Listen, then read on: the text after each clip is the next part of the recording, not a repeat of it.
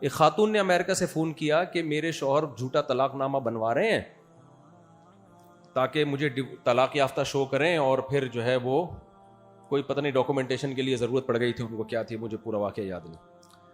تو کہتی ہے مجھے تو ڈر لگ رہا ہے جھوٹے طلاق نامے سے سچی مچی میں طلاق تو نہیں ہو جائے گی. میں نے کہا ہو جائے گی، جو انہوں نے ورڈنگ بتائی میں نے کہا تو سچی مچی میں ہو جائے گی. انہوں نے اپنے ہسبینڈ سے کہا، انگلش میں ہی کہا ہوگا ظاہر ہے، کہ وہ مفتی طارق مسعود صاحب سے میں نے پوچھا کراچی فون کر کے، وہ تو کہہ رہے ہیں سچی مچی میں ہو جائے گی طلاق. تو وہ جواب میں کہتے ہیں ان مولویوں کے چکر میں پڑنے کی ضرورت نہیں. تو میں کس نے بولا کسی مولوی کو فون کرو؟ چھوڑو ڈیورس پہ، ہم تھوڑی سچی مچی میں دے رہے ہیں بنا، اور ڈاکومنٹیشن کے لیے ضرورت ہے ہمیں، پتہ نہیں ویزا چاہیے کیا چاہیے، چھوڑو. تو اس خاتون نے کہا وہ کہہ رہے ہیں چھوڑو مولویوں کے چکر میں پڑنے کی ضرورت نہیں. میں نے کہا بالکل، ان سے کہو بالکل چھوڑو، پھر مولوی کو بالکل آؤٹ کر دو. سب سے پہلی بات میں نے کہا ان سے بولو کہ آپ کو یہ نکاح کے تکلف کی ضرورت ہی کیا تھی؟ شادی جب آپ کی ہوئی ہے تو نکاح کے تکلف کی، نکاح کا حکم کون دیتا ہے؟ مذہب. اور بتاتے کون ہے؟ مولوی لوگ بتاتے ہیں نا. کیا ضرورت ہے؟ 100 طلاقیں ویسی زبان سے دے دو، پیپر میں بھی لکھ کے دے دو، زبان سے بھی دے دو، جیسے مرضی دے دو، بعد میں بولو نہیں ہوئی طلاق. اب کسی سے بھی فتویٰ لوگے بولے ہوگی تو فتویٰ لینے کے چکر میں پڑنے کی ضرورت کیا خیال ہے بھائی؟ ہے ہی نہیں. پھر میں نے کہا جب یہ مرے گا تو جنازے میں مولوی کے تکلف کی ضرورت کیا خیال ہے؟ نہیں ہے. بلکہ پادریوں کے تکلف کی ضرورت نہیں. کیا ضرورت ہے تابوت میں ڈال کے اس کو، تابوت میں یا مسلمانوں کے طریقے سے کفن لپیٹ کے کوؤں کو کھلا دو. بھائی جب مر گیا تو عقل کیا کہتی ہے؟ اب مر گیا، اب کیڑوں سے بہتر نہیں ہے کہ کسی کے کام آ جائے. قبر میں کس نے کھانا ہے؟ بھائی عقل سے اگر فیصلہ کرو تو قبر میں جا کے کیڑوں نے کھانا ہے. بہتر نہیں ہے تازہ تازہ مرا ہے کباب بنا کے انسانوں کو کھلا دو. بعض علاقے ہیں جہاں انسان کا گوشت بھی کھا جاتے ہیں لوگ. عقل سے اگر فیصلہ، یہ تو مذہب کہہ رہا ہے کہ انسانی لاش اسی طرح قابل احترام ہے جیسے وہ زندگی میں قابل احترام. یہ تو مذہب کہتا ہے، چاہے عیسائی مذہب ہو یا اسلام ہو. لہذا اس کو پروٹوکول دینا ہے. تبھی تو غیر مسلموں میں تکلف گیا. جاپان میں ہو کے آیا ہوں، وہاں جلاتے ہیں. ابے کون دفن کرے، زمین جگہ بھی گھیرے گا. وہ کیا کرتے ہیں، لاش کو اوون میں ڈالا، راکھ ہو گئی، آئی بوتل میں بھرا، تو اتنی سی جگہ پہ پورا خاندان آ جاتا ہے ان کا. ایک قبر ہوتی ہے، اس میں پردادا، بیٹا، بہو، داماد، سارا خاندان جاپانیوں کا اتنی سی جگہ پہ. ہمارے مردوں کی آپ بدماشی دیکھو، پورے قبرستان مہنگی مہنگی جگہوں پہ گھیر کے بیٹھے ہوئے کہ نہیں بیٹھے ہوئے. کیا خیال ہے؟ عقل کیا کہتی ہے؟ ٹھیک کر رہے ہیں. تو میں نے کہا آپ اپنے ہسبینڈ کو بولیں کہ جب آپ مریں گے تو یہ جنازہ اٹھانا لوگوں کو ٹینشن ہے، سیدھا ایک اوون ہے اس میں ڈالو، چند سیکنڈ لگتے ہیں، راکھ بن کے باہر، اس کو دفنا دیں. چلو گوشت کوؤں کو کھلانا اچھا نہیں لگ رہا تو اس میں دفنا دیں. مولویوں کے چکر میں پڑنے کی ضرورت کیا خیال ہے؟ نہیں ہے. بہت چیزیں ابھی میں کیا لے کے جاؤں. ختنوں سے شروع ہوتی ہے بات. ختنے کس کے چکر میں پڑھ کے کرواتے ہیں؟ بولو. علماء نے کہا ہے نا سنت ہے. تو مولویوں کے چکر میں پڑنے کی ضرورت، پھر میں نے کہا ان سے بولو انگریز مولویوں کے چکر میں نہیں پڑتا، لہذا وہ شادی نہیں کرتا. آپ نے شادی کیوں کی ہے؟ پھر مولویوں کے چکر میں نہیں پڑتا تو شراب بھی پیتا ہے، تو اپنے میاں کو ایک عدد بوتل بھی لا کے پکڑا دو. پھر مولویوں کے چکر میں انگریز نہیں پڑتا تو نائٹ کلب بھی جاتا ہے، تو اپنے ہسبینڈ کو بولو کہاں جاؤ؟ Night club. اور پھر ان کی بیگمات بھی جاتی ہیں، پورا سیٹ اپ کیا ہو جائے گا؟ برباد.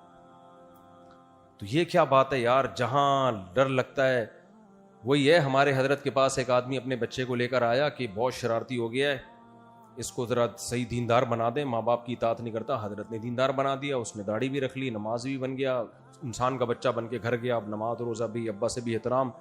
تو اس کے گھر والے آئے، ہم نے اس کو شریف بنانے کے لیے، نیک بنانے کا بولا تھا، مولوی بنانے کا نہیں بولا تھا. یہ تو پکا مولوی بن گیا ہے. داڑھی بھی رکھ لی ہے، شلواریں ٹخنے سے اوپر ہو گئی ہیں اور تکبیروں لگی پابندی، تو مولوی بن گیا. تو مذہب کا ہم اتنا استعمال کرتے ہیں جتنا ہمارے فیور میں جا رہا ہو، اور جہاں ہمیں لگا کہ نہیں تو بھائی یہ غلط ہے، یہ تو منافقت ہے. اٹ از کالڈ منافقت. تو میں جلدی جلدی اللہ کے کچھ احکام آپ کے سامنے رکھ دوں. اس اعتکاف میں آپ نے وہ پورا کرنے ہیں تاکہ مذہب ہمارے فیور میں ہو یا اگینسٹ میں جا رہا ہو بظاہر, تو ہم نے پھر بھی ان احکام پر عمل کرنا ہے. پہلا حکم 5 وقت نماز عزم کریں, کبھی زندگی میں نہیں چھوڑیں گے, چاہے دکان پہ رش ہو یا کسی بھی کام میں مشغول ہوں. صحیح ہے کہ نہیں صحیح ہے؟ ایسا نہیں ہے کہ جب فارغ بیٹھے ہوئے ہیں کوئی کسٹمر آ ہی نہیں رہا چلو نماز پڑھنے چلتے ہیں, اور جب لائن لگی ہوئی ہے نہیں بھائی ابھی تو یہ بزنس کا ٹائم ہے. نہ بھائی, دکان پہ کسٹمر ہو یا نہ ہو, دونوں صورتوں میں کیا کرنا ہے؟ نماز کو ترجیح دینی ہے. دوسری بات یہ, قرآن کہتا ہے تمہارے ماں باپ تمہارے ساتھ اچھا سلوک کریں یا بد سلوکی کریں, دونوں صورتوں میں تم نے رپلائی کیا کرنا ہے؟ اچھا. نہیں آ رہی بات؟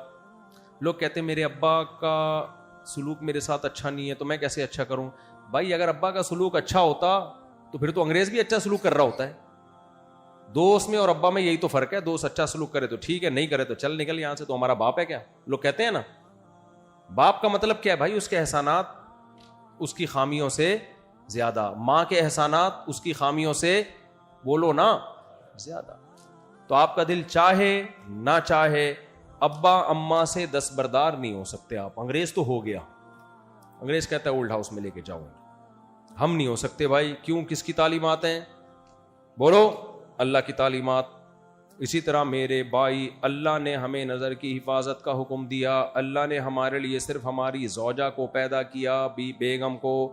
کسی اور کی طرف جانے کی آپ کو اجازت نہیں ہے. تو جتنے نوجوان یہاں بیٹھے ہیں, جتنے نمبر غیر محرم لڑکیوں کے ستار بھائی کے نام سے سیو کیے ہوئے ہیں, تھی وہ وحیدہ لیکن آپ نے وحید کے نام سے سیو کیا, تھی وہ محمودہ آپ نے سیو کیا محمود بھائی کے نام سے, تو سب نمبر کیا کر دو؟ اڑا دو آج.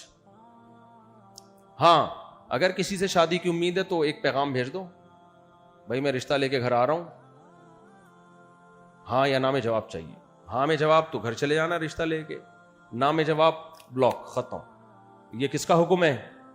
اللہ کے آگے پھر چلتی نہیں ہے کہ نہیں ایکچولی دیکھیں یہ نہیں ہوتا, ایکچولی نہیں ہوتا اللہ کے آگے. اگر ہم ایکچولی کی اجازت ہوتی تو رمضان میں کتنا ایکچولی کر رہے ہوتے, ایک بھی روزہ نہیں رکھا ہوتا ہم نے. اب چاند نظر آ گیا, ارے ایکچولی میں تو سمجھ رہا تھا 30 شعبان کے بعد اگلے دن چاند نظر آئے گا, میں نے تو تیاری نہیں کی تھی, نہ پھینی آنا کھجلا نہ یہ اور نہ وہ. ایکچولی ابھی تو کوئی بات نہیں, میں ایک دن ڈیلے کر دوں گا, پھر عید کے ایک دن بعد رکھ لوں گا, میں عید ایک دن ڈیلے کر دوں گا, چلے گا یہ ہے بھائی؟ اچھا آپ نے صبح روزہ رکھا, 5:30 بجے سحری بند ہوئی اور شام کو آپ 7 بجے افطار تھا.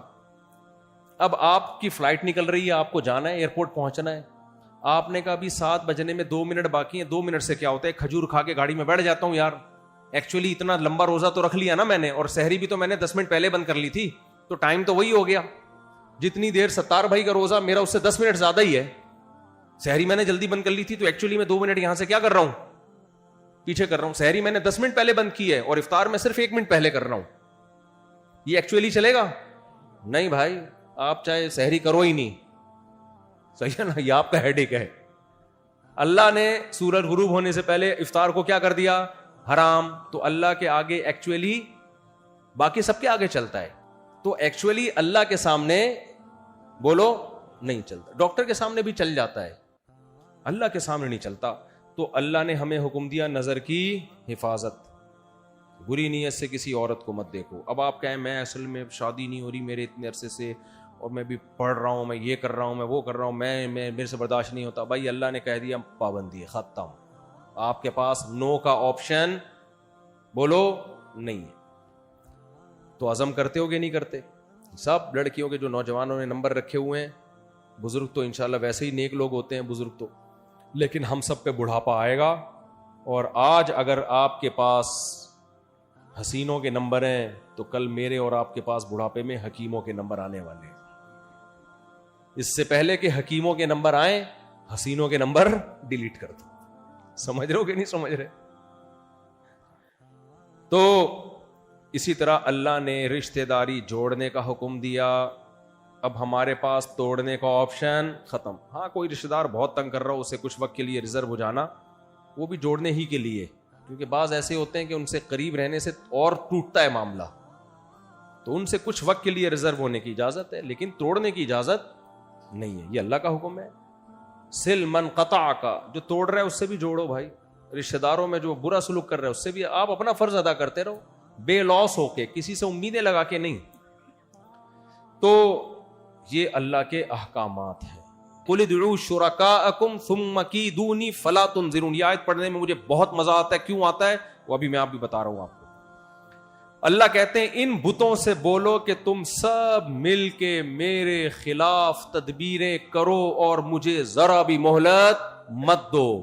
جو تمہیں اولادیں دے سکتے ہیں، جو بارشیں برسا سکتے ہیں، جو تمہاری بگڑی بنا سکتے ہیں، تو اگر ان میں کچھ کرنے کی طاقت ہے تو ہمارے نبی کو حکم دیا جا رہا ہے، اے محمد صلی اللہ علیہ وسلم آپ ان سے بولو یہ 360 بت جو اتنی مقدس جگہ پہ رکھے ہوئے بیت اللہ میں، ان سے بولو یہ سب میرے خلاف مل کے تدبیریں کریں. مہلت نہیں چاہیے، فوراً کچھ کر دیں. کیا کچھ انہوں نے؟ بولو نا. مجھے یہ جملہ پڑھنے میں مزہ پتہ کیوں آتا ہے؟ یہی بات میں روحانی عاملوں کے خلاف بولتا ہوں. لوگ کہتے ہیں حضرت جی فلاں بہت پہنچے ہوئے ہیں، وہ عملیات کے ماسٹر ہیں حضرت. علوم ہے، علوم. جب کچھ بھی نہیں ہوتا نا تو علوم ہوتے ہیں، علوم. حضرت جی کے پاس کیا ہے؟ علوم. کون سے علوم ہے؟ بی ایس سی کیا ہوا ہے اس نے، ایم ایس سی کیا ہوا ہے، درس نظام. بھائی یہ B S C M S C میں الجھے ہوئے ہو، یہ علوم ہوتے ہیں. یہ جو عامل لوگ پڑھائیاں کر رہے ہوتے ہیں نا، یہ کیا ہوتے ہیں؟ علوم. بہت پہنچے ہوئے ہیں، رائے سے فارغ ہیں، حضرت فلاں دامت برکاتہم کے خلیفہ ہیں، فلاں ادارے کے مفتی ہیں. میں ان سے کہتا ہوں یہ علوم والے سے بولو. ایک پتلا سا آدمی مفتی طارق مسعود 20 سال سے تمہارے خلاف چیخ رہا ہے. تم سارے عامل اپنے فلیتے پلیتے ہمزاد موکل اور وہ بلیات لکھا ہوا ہوتا ہے نا، دفعہ بلیات دیکھا ہوگا نا پوسٹر دفعہ بلیات کے لیے، تو یہ بلیات اور گدھیات اور بھی کچھ ہے، مسجد میں کہنا مناسب نہیں ہے، ڈوگیات. یہ سارے فلیتے پلیتے ہمزاد موکل لے کے مجھ پہ چڑھائی کرو یار. میں کب سے یہ چیلنج کر رہا ہوں. اس دن میں نے چیلنج کیا تھا 48 گھنٹے تم لوگوں کے پاس عاملوں کے خلاف، میرے خلاف کرو یہ سب کچھ، پڑھائیاں کرو، لگاؤ پڑھائیاں، سارے چڑیل بھوت میرے پاس بھیجو. 48 گھنٹے کیا 72 گھنٹے کے بعد میں نے لوگوں میں اعلان کیا، کچھ بھی نہیں ہوا. حالانکہ یہ نیٹ پر میرا شارٹ کلپ چلا ہے. ان تلوں میں تیل نہیں ہے میرے بھائی. یہ فلیتے پلیتے اور یہ مت ہمیں بیوقوف بنایا کرو کہ بنوری ٹاؤن سے فارغ ہے یا جامع ترشی سے فارغ ہے. سب فارغ ہی ہوتے ہیں. یہ مدرسے میں جس کمبخت نے پڑھا نہیں ہوتا نا، 8 سال درس نظامی میں گزار دیے، پڑھا نہیں، اب وہ نہ دین کا رہا نہ دنیا کا. اب اس کو جھوٹی عزت کے لیے اور نوٹ چھاپنے کے لیے علوم کے بغیر اب اس کا گزارا نہیں ہے، کیونکہ علم تو حاصل نہیں کیا، اب علوم پھینک رہے ہوتے ہیں، لمبی لمبی پھینکتے ہیں یہ بیٹھ کے. اور اس سے کبھی متاثر نہ کیا ہوا کرو کہ ہمارے حضرت فلاں دامت برکاتہم ان سے علاج کے لیے ان کے پاس جاتے ہیں علاج کے لیے. بڑے بڑے دامت برکاتہم کو یہ لوگ بیوقوف بنا دیتے ہیں. وہ دامت برکاتہم برے نہیں ہوتے، لیکن یہ بہت چالاک ہوتے ہیں. ان کا زور بس مجھ پہ نہیں چل رہا الحمدللہ. میں ان سے کبھی بھی متاثر نہیں ہوتا، میں بہت دیکھے ہیں یہ. تو کبھی ان فلیتوں پلیتوں عملیات اور زمزاد اور یہ جو کرتے ہیں نا، یہ الو بنانے کے لیے کیا ہے؟ آپ ٹوٹل جتنے ہو اتنے ہی ہو، کوئی ہمزاد آپ کے ساتھ، کوئی موکل نہیں. آپ ٹوٹل یہاں سے شروع ہو کے پاؤں کے ناخن پہ ختم ہوتے ہو. جتنے پرزے ہیں ان سمیت بس آپ یہ پتہ ہے ڈرامے بازی کیا کرتے ہیں. جب آپ عامل کے پاس جاؤ گے نا تو وہ یوں کر کے آپ کے ماتھے کے اوپر دیکھے گا ایسے کر، وہ یہ شو کرتا ہے میں آپ کے ہمزاد سے بات کر رہا ہوں. جھوٹ بول رہا ہوتا ہے، بکواس کر رہا ہوتا ہے. اچھا ایک بات میرے بارے میں خوب کان کھول کے جامع رشید میں بیٹھ کے ہی بات کر رہا ہوں. میرا حشر کیا ہوگا اللہ ہی جانے. ہمارے بڑے اساتذہ بھی میری کھچائی کرتے ہیں، تو مبالغہ کرتے ہو، تو وہ میرے لیے قابل احترام ہے. بڑے اساتذہ مسائل کے بارے میں، قرآن و سنت کے بارے میں، ان کے علم کا میں احترام کرتا ہوں. عملیات علوم کوئی علم نہیں ہے، ٹھیک ہے نا، اس میں ہمیں پتہ ہے یہ کچھ بھی نہیں ہے، سب بیکار باتیں ہیں اور الو بنانے کی مشینیں ہیں. تو اچھا لوگ میرے بارے میں کہتے ہیں جب یہ میرے بیانات عاملوں کے خلاف جاتے ہیں تو عامل لوگ کہتے ہیں واقعی 2 نمبر عامل بہت ہو گئے ہیں یار، مفتی صاحب صحیح کہتے ہیں. غلط. میں 1 نمبر کے خلاف بول رہا ہوں، 2 نمبروں کے خلاف سمجھ رہے ہو؟ 2 نمبروں کے خلاف نہیں بول رہا میں، 2 نمبروں کے تو سب خلاف ہیں، جو 1 نمبر ہیں وہ بھی ٹھیک نہیں ہے. ہاں اتنی میں ان کو فیور دیتا ہوں کہ جو کچھ عامل ایسے ہوتے ہیں 100 میں 1% شاید کہ وہ 2 نمبر ہوتے نہیں ہیں، لیکن وہ جب علوم کر رہے ہوتے ہیں نا، وہ اپنے فلیتے پلیتے پڑھ رہے ہوتے ہیں تو ان کی کھوپڑی کھسک چکی ہوتی ہے. عملیات کر کے نا وظیفے ایک مخصوص مقدار میں کنٹینیو پڑھ کے چلا کاٹ لیا تو اوپر کی سیٹنگ کیا ہو گئی؟ آؤٹ. جب ایک ہی چیز اپنے اوپر مسلط کر لو گے کہ میں جن قابو میں کرنا سیکھ رہا ہوں، اس تصور کے ساتھ جب آپ ایک ہی وظیفے کو پڑھتے رہو گے، انسان کا دماغ بہت پیچیدہ مشین ہے، وہ کھسک جاتا ہے. اس کے بعد جب وہ چلے سے اٹھے گا تو اس کو ہر شخص پہ چڑیل بھی نظر آئے گی، جن بھی نظر آئے گا، بھوت بھی نظر آئے گا، ہمزاد بھی، کیونکہ سوچتا ہی یہی رہا ہے نا. تو وہ واقعی 1 نمبر بزرگ ہوتے ہیں، نیک ہوتے ہیں، لیکن اوپر کی کھوپڑی کیا ہو چکی ہوتی ہے؟ خراب. بزرگ کی بھی کھوپڑی خراب ہو سکتی ہے، اللہ نے کوئی گارنٹی. دیکھو بزرگ کا ایکسیڈنٹ ہو، دماغ پہ چوٹ لگے تو خراب ہو سکتی ہے کہ نہیں ہوتی کھوپڑی؟ ہر بیماری ہر بزرگ کو ہو سکتی ہے، یہ تو نیچرل ہے. صرف انبیاء کو اللہ ان بیماریوں سے محفوظ رکھتے ہیں، ایسی خطرناک بیماریوں سے، باقی تو کوئی ولی اللہ بھی ہو سکتا ہے. تو اب وہ بزرگ کہیں لگ گئے اس چکر میں تو کھوپڑی کیا ہو گئی؟ بولو، خراب. حضرت مولانا یوسف الجہانوی شہید رحمۃ اللہ علیہ کو فالج ہو گیا تھا، کسی نے مشہور کر دیا ان پہ جادو ہے، فلاں عامل نے سے علاج کروایا. حضرت گئے، ہمارے مفتی رشید صاحب نے بلا کے بہت حضرت کو سمجھایا، آپ پہ کوئی جادو وادو نہیں ہے، آپ اپنی عمر دیکھو، اس عمر میں فالج ہوتا ہے بھائی. اچھا جس نے ان کا علاج کیا تھا نا، کوئی علاج ولاج نہیں کیا تھا، اس نے اپنے کھاتے میں ڈال دیا علاج کیا میں نے، وہ تو میڈیسن لی انہوں نے. اس سے میں ملا، جا کے اس سے میں ملا، تو جب میں اس سے ملا نا، مجھے تھوڑی دیر میں اندازہ ہو گیا اس کی اوپر کی کھوپڑی کیا ہے؟ آؤٹ. اس کی تو اپنی سیٹنگ آؤٹ ہے، یہ دوسروں کی سیٹنگ کیسے ٹھیک؟ تو مجھے اس پہ ایک لطیفہ یاد آیا. ایک آدمی کی آنکھوں میں اعورار تھا، بھینگا پن، اس کو 1 کے 2 نظر آتے تھے.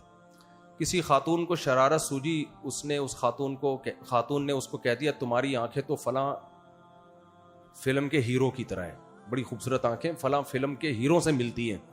اب یہ خوش فہمی میں مبتلا ہو گیا. اس نے کیا کیا، اپنے ایک دوست کو بولا میری آنکھوں میں آنکھیں ڈال کے دیکھ کہ یہ فلاں ہیرو سے ملتی ہیں کہ نہیں ملتی. اس نے کافی دیر دیکھ کے کہا کہ یہ تو آپس میں نہیں ملتی بھائی.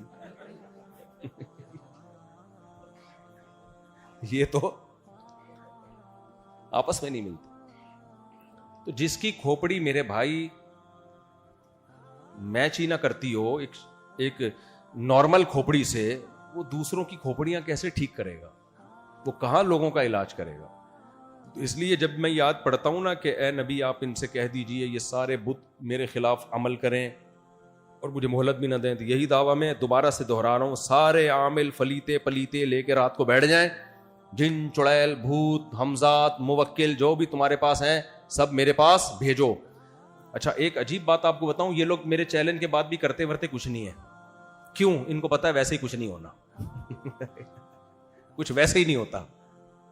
تو پھر سوال پیدا ہوتا ہے پھر یہ آپ کو کیسے کر لیتے ہیں، یعنی آپ کو متاثر کیسے کر لیتے ہیں؟ تو خوب سمجھ لیں یہ عملیات وغیرہ، اس میں شیاطین اپنی مرضی سے، ان کے مشورے سے نہیں، شیاطین اپنی مرضی سے ان لوگوں کو تنگ کرتے ہیں جو ایسے لوگوں پر یقین کرتے ہیں. تو یہ نہیں کرتے، پھر شیاطین کو خود سے کرنے کا موقع مل جاتا ہے تاکہ لوگوں کا ایمان خراب ہو. تو جب آپ میں کانفیڈنس ہوگا، آپ ان سے نہیں ڈریں گے، تو جنات پھر ٹائم ویسٹ نہیں کرتے اپنا. اس پہ بہت سارے واقعات ہیں، موقع ملا تو کبھی سناؤں گا، ابھی میں جلدی سے بیان کو سمیٹتا ہوں. تو میں یہ عرض کر رہا تھا، دیکھو بھائی یہ جو ہے اللہ تعالیٰ نے، ہاں ہندو کے پاس سے جو پرچہ نکلا اس میں خدائی تعلیمات میں بھگوان جو 20 قسم کے، یہ اس کا بھگوان، یہ اس کا بھگوان، پھر تھائی لینڈ کے الگ بھگوان، برما کے الگ بھگوان، پھر 50 والے الگ، 100 والے الگ، 200 والے الگ، 5 پہ 1 فری والے الگ، بہت ساری قسموں کے. تو یہ خدائی تعلیمات نہیں ہو سکتی کہ خدا ہمیں اپنے آپ سے ہٹا کے کس کے سامنے جھکا رہا ہو؟ پتھروں کے سامنے. یہ ایسا ہی ہے جیسے وہی میں نے بتایا نا، جیب سے پرچہ نکلا تو تعلیمات کیا تھیں، آپ مان لو گے ان تعلیمات. تو عیسائیت کے پاس سے کچھ نہیں نکلا، یہودیت کے پاس سے کچھ نہیں نکلا. ایک شخص تھا جس کے پاس پرچہ نکلا، اس میں تھا کہ خدا سے ریلیشن کیسے بنایا جا سکتا ہے. بلکہ وہ سید الانبیاء محمد صلی اللہ علیہ وسلم تھے، ان کے پاس الحمد سے لے کے والناس تک قرآن نکلا، ان کے پاس 5 نمازیں نکلی، ان کے پاس طہارت کے احکام نکلے کہ نماز سے پہلے ایسے طہارت، غسل کا طریقہ کیا ہے، وضو کا طریقہ کیا ہے، دانت صاف رکھنے کیسے ہیں، اور ایک ایک چیز اپنی باڈی کو مینٹین کرنے سے متعلق، کھانے پینے کی ہدایات سے متعلق. پھر رمضان کے روزے نکلے، حج نکلا، حج کا ایک ایک لمحہ کیسے حج کیا جائے گا، رمی کیسے کی جائے گی، سعی کیسے کی جائے گی، حج کرنا کتنی دفعہ زندگی میں، کس پہ فرض ہوتا ہے کس پہ فرض نہیں ہوتا. پھر زکوٰۃ، کتنی زکوٰۃ کس پہ فرض ہے کس پہ فرض نہیں ہے، کس کو دی جائے گی، کیسے دی جائے گی. پھر اللہ کے حقوق کی ایک طویل فہرست جو فقہ کی کتابوں میں اتنی بھری ہوئی ہے. پھر اس کے بعد مخلوق کے حقوق شروع ہوتے ہیں. ماں کے حقوق الگ بیان کیے، بیوی کے حقوق الگ بیان کیے، بیٹی کے حقوق الگ بیان کیے، بیٹے کے حقوق الگ بیان کیے، پڑوسیوں کے حقوق الگ بیان کیے. اتنی تفصیل. پھر مرو گے تو تمہاری جائیداد میں کس کا کتنا حصہ ہے، بیوہ کا کتنا حصہ ہے، اگر اولاد ہو تو کتنا حصہ ہے، اولاد نہ ہو تو کتنا حصہ. وَلَكُمْ نِصْفُ مَا تَرَكَ أَزْوَاجُكُمْ إِن لَّمْ يَكُن لَّكُمْ وَلَدٌ.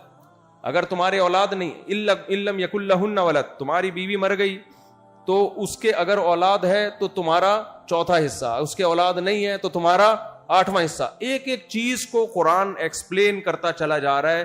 پھر ریاست کے کیا حقوق ہیں، ریاست کے کیا قوانین ہیں، پھر سزائیں کیا ہیں، جرم کون سے سزائیں ایسی ہیں جو قابل تعزیر ہیں، کون سی سزائیں ایسی ہیں جن پہ حد جاری ہوگی.